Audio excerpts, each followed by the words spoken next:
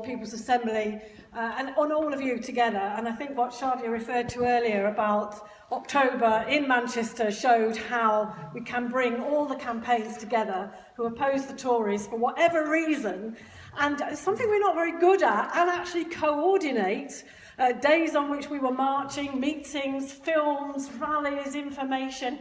And I think the whole city did take on a huge anti-austerity festival atmosphere in the face of what is, after all, some very horrific statistics and human costs that we face. So for anti-austerity bingo, what we have to do now, we love this. So I'll take one of these. I'll just pick on some innocent bystanders. Audience, just to take one. And see how this works. Not ever done this before. Anybody here want to play? Okay. So, as I said, the People's Assembly, which is barely 3 years old actually, and I'm very proud to say in Manchester we had 700 across the road at the Friends Meeting House, at the Central Hall, to help launch the People's Assembly, has come an awful long way. And it was formed really in response to the fact that the Tories' response to the bankers' crisis was to form an economic policy based on the sick, the vulnerable and the poor having to pay for the economic crisis. And people have talked about the cost of Trident. And you see, the People's Assembly, you know, quite often gets accused of only being interested in the money.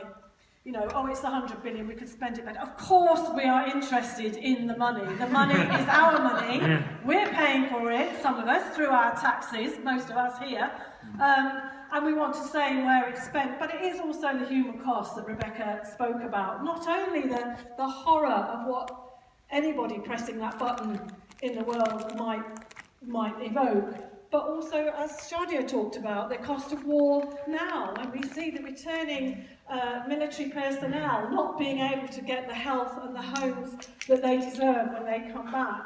You see, when Osborne talks about us paying for austerity, so now my bingo players, when I shout a number, you stand up and you wave your card, okay? So when Osborne talks about the top 10%, the top 10% in Britain, the 10% of the population, just last year alone, had a, who's got 3 billion?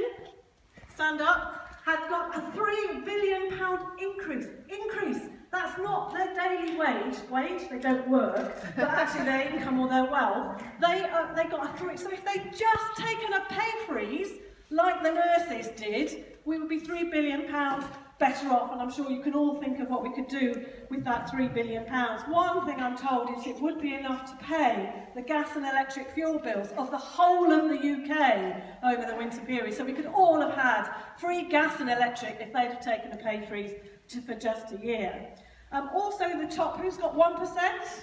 The top 1%, so that's hardly any people at all, own as much wealth as the bottom, who's got 55%. The bottom 55% of the population, that's the combined wealth, is owned by 1%. Now that is a society where the rich are getting richer, the poor are getting poorer, the gap is getting wider, in which we face a vote in Parliament to spend £100 billion on a Trident nuclear weapon, for which who the hell is going to press the button? Goodness help us who does, but Jeremy Corbyn, to his credit, has said he won't. That is criminal in itself, that money is being put on one side to be spent for a weapon that may never be used, and hopefully would never be used. And that is why the People's Assembly, together with these campaigns, is saying, you know what, on the 27th of February, demonstrations do not build themselves. This is something we learned in Manchester, and I'm looking at lots of you here who worked so hard to get people out on the streets in October. You know, we were out night after night doing loads of different stuff, leafleting, campaigning, etc.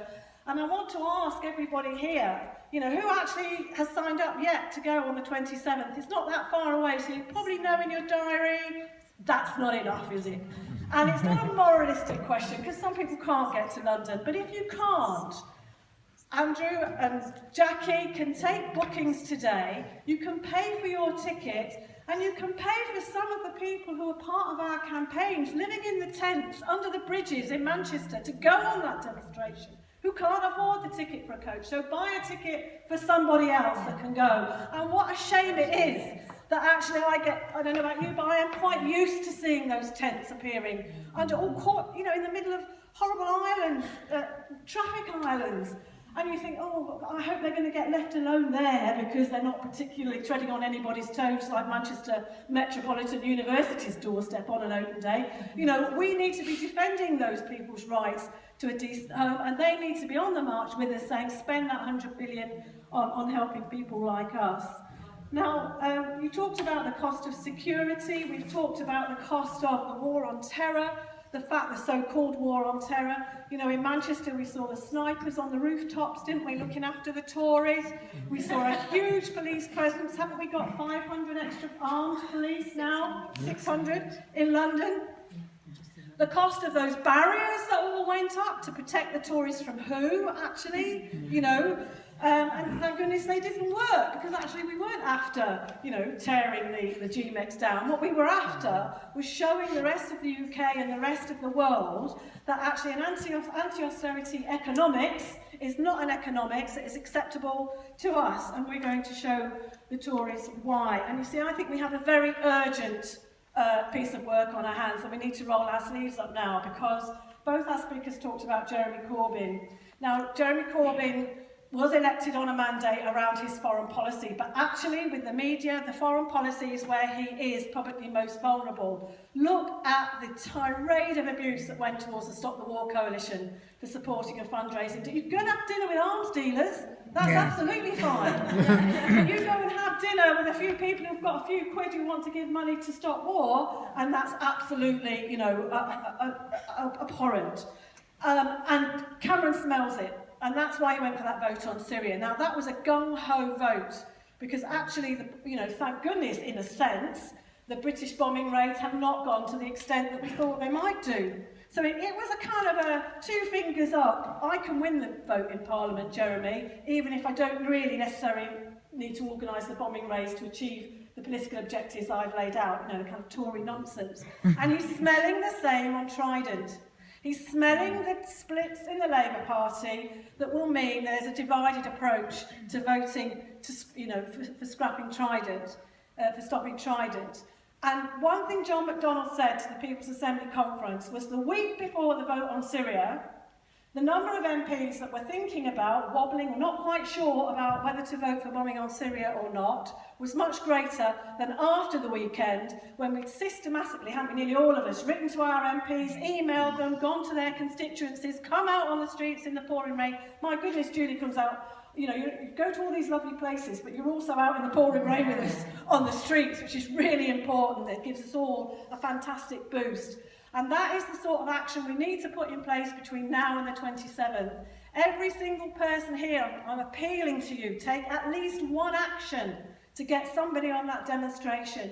Either the traditional leafleting, we call it that, but next Saturday, the 23rd, Stop the War, CND and People's Assembly, we're going to be out in the city centre.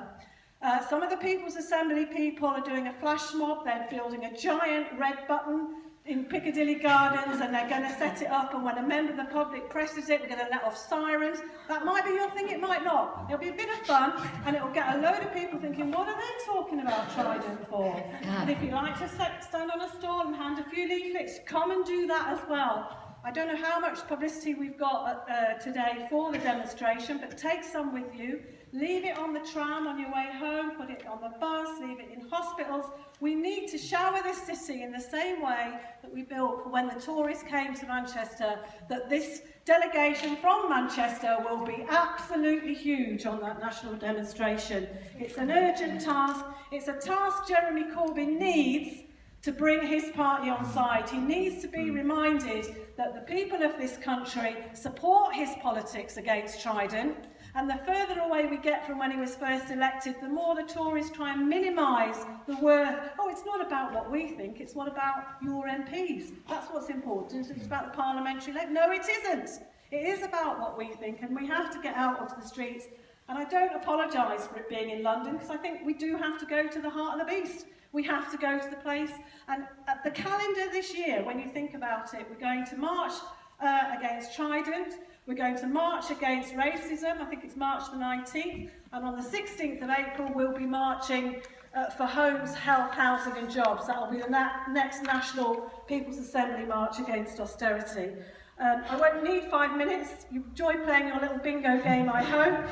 The People's Assembly tries to bring a creative and a dynamism to all these campaigns, and I really look forward to all of you thinking now, what can you do? And in the discussion, if a few people could come up with more ideas about what we could do to tell people coming down to London will be not just worthwhile, but it's actually essential, because I think for the first time we do have a real chance of winning that vote in Parliament, and we should grab it with both hands and take it and not waste the opportunity. Thank you.